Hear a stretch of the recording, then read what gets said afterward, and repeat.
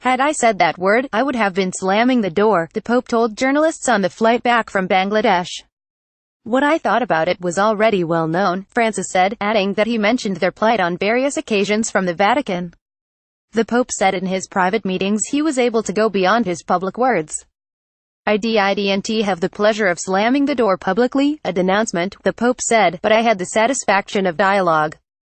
The Pope said he had made meeting the Rohingya a condition of going on the trip, but it had not been logistically possible to visit the refugee camps, although he would have liked to.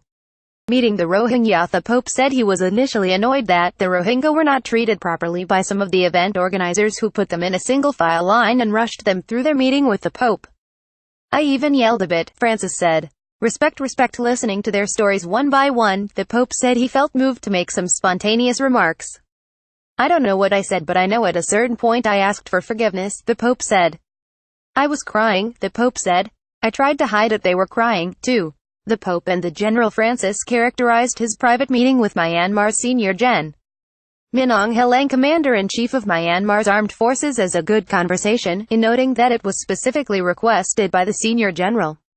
I did not negotiate the truth, the Pope said. I made sure he understood that old ways are not viable nowadays.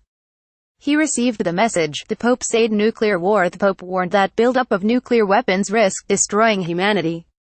We are at the limits of what is licit, the Pope said. Francis suggested that the growth in number and sophistication of nuclear weapons compared to even 30 years ago had reached the upper limits of acceptable.